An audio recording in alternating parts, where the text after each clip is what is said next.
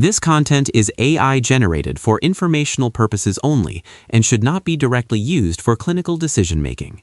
Hello, and welcome back to the Neurosurgery Hub podcast. I'm Dr. Aris, Senior Attending Neurosurgeon. And I'm Dr. Alara, Research Fellow. Today, we're looking at a fascinating new study from the journal Epilepsia Open, published in 2026. It's a systematic review titled Efficacy of Neurosurgical Interventions for Epilepsy and Polymicrogyria. This is a timely topic, Alara. Polymicrogyria, or PMG, is one of those malformations of cortical development, an MCD, that often leaves us scratching our heads in the multidisciplinary meeting. We see that characteristic cobblestone appearance, the excessive number of abnormally small cerebral gyri, and the cortical overfolding, but the surgical path isn't always clear-cut. Exactly, and the clinical burden is heavy. The paper points out that while the population-based prevalence is about 2.3 per 10,000 children, the prevalence of epilepsy within that group is a staggering 78%. Even more challenging is that 56% of those patients develop drug-resistant epilepsy, or DRE. And it's not just the seizures. The review notes that 94% of these individuals show neurodevelopmental symptoms. Before we dive into the surgical outcomes, did the paper touch on the etiology? I find that the why often dictates the where in PMG. It did. It referenced a cohort where genetic mutations were the most common cause, found in 32% of cases. Vascular etiology followed at 5.5%, then infections at 4.5%. But interestingly, in many cases, the etiology remains unknown. The review essentially looked at how we can help this heterogeneous group when medications fail. Right. So this was a systematic review across 5 databases following PRISMA guidelines and registered on Prospero. What was the scale of the data they were able to aggregate? They analyzed 47 studies involving a total of 225 patients. Now, it is important to note that most of these were case reports or case series, which is typical for rare conditions, but it gives us the largest consolidated look at this to date. Let's get to the meat of the study, the surgical interventions and the results. When we take these patients to the OR, what are we actually doing and how well does it work? The majority of patients in the review underwent either resective surgery or hemispherotomy. They assessed seizure control using the Engel or ILAC classifications for 178 of those cases. The headline figure is that 64.61% of patients achieved seizure freedom, defined as Engel or ILAC Class 1. 64%? In the world of DRE and structural malformations, that is actually quite encouraging. It suggests that PMG isn't necessarily a hands-off diagnosis for surgery, but I suspect the success wasn't uniform. Did they find any specific predictors for who does well? They did, and this is a key takeaway for our residents and fellows. A shorter duration of epilepsy was significantly associated with better outcomes. Statistical analyses, including chi-square and Mann-Whitney U tests, confirmed that early intervention seems to be a major factor in achieving that Engel I status. That duration of epilepsy factor is something we see across many epilepsy syndromes. The longer the brain spends learning to seize, the harder it is to stop the cycle, even if you remove the primary lesion. Did the paper discuss the difficulty of finding the actual epileptogenic zone, or EZ, in these patients? Yes, that's one of the major knowledge gaps the authors highlighted. The effectiveness of surgery is often clouded because the concordance between the EZ, the region actually generating the seizures, and the visible PMG on MRI is often not demonstrated or is incompletely reported. That's a vital point for our listeners. Just because you see polymicrogyria on the MRI doesn't mean that entire structural abnormality is the EZ. You could resect the visible PMG and still leave the generator behind. Or conversely, the EZ might be much smaller than the total area of overfolding. Precisely.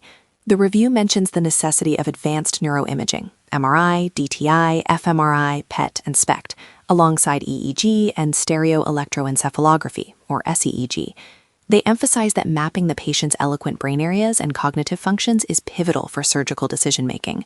You're trying to disconnect or remove the EZ while preserving as much function as possible. And that brings us to the complications. We aren't just operating in a vacuum. What did the review find regarding postoperative deficits? Postoperative complications were discussed, though reporting was heterogeneous. They saw motor deficits, cognitive changes, and visual field deficits in some patients. This is the trade-off we often discuss with families, especially when considering hemispherotomy or large resections. It's a balance. You're trading a life-limiting seizure disorder for a potentially predictable focal deficit. Now, Ilara, what about the neuropsychological side? We often focus so much on the seizure count that we forget about the whole child or whole patient. That's actually a point of criticism in the review. Only 33.78% of patients received neuropsychological assessments after surgery. In the minority who were assessed, they did observe cognitive improvements, but mostly in patients who were operated on at a younger age. Again, the early intervention theme. It's not just about stopping seizures, it's about neuroplasticity and allowing the remaining healthy brain to develop without the interference of constant ictal activity. Exactly. The authors noted that the limited and non-uniform reporting of quality of life and cognitive measures is a major barrier. They are calling for more standardized pre- and post-surgical assessments to better inform our clinical decision-making. Let's talk about the surgical techniques for a second. With 225 patients, was there a shift in the types of procedures being performed? Resections and hemispherotomies were the workhorses. However, the review also touched on selected minimally invasive procedures aimed at removing or disconnecting the EZ. The goal, regardless of the tool, is to address the specific brain region responsible for generating seizures while respecting those eloquent areas we mentioned. I think it's important for our audience to realize that polymicrogyria is an anatomical description, but the surgical approach must be individualized. Sometimes the PMG is focal, sometimes it's diffuse, and sometimes it's bilateral. The paper likely focused on those with unilateral or at least focal enough involvement to warrant surgery, right? Yes, the study focused on those who actually underwent neurosurgical treatment. For patients with PMG-related DRE, the decision to operate hinges on that accurate localization of the EZ. If the seizures are coming from a diffuse, bilateral territory, the surgical options look very different, perhaps more palliative than curative. So if we're summarizing the clinical pearls for the residents listening, 1. PMG is frequently associated with drug-resistant epilepsy. 2. Surgical intervention can lead to seizure freedom in about 65% of selected cases. And 3. The clock is ticking. Shorter epilepsy duration equals better seizure and cognitive outcomes. And don't forget the fourth, the need for better data. We need to be more rigorous with our neuropsychological testing and quality of life reporting. The paper concludes that while the outcomes are overall encouraging, we need standardized assessments to truly understand the long-term management of these patients. It's a call to action for the neurosurgical community. We need to move beyond just seizure freedom as our only metric of success. If we stop the seizures, but the patient's quality of life or cognitive trajectory doesn't improve, we've only won half the battle. Very true. The study also reminds us that while genetic causes are common, vascular and infectious etiologies play a role, and the diagnostic workup must be exhaustive to ensure we are targeting the right area. Well, this has been a great deep dive into the 2026 Ranella et al. Review. It's a reminder that even in rare cortical malformations, there is hope for surgical success if we are precise in our localization and early in our intervention. It definitely changes the perspective on PMG as a difficult surgical candidate. With 64% achieving angle class 1, it's a conversation we should be having earlier with our neurology colleagues. Agreed.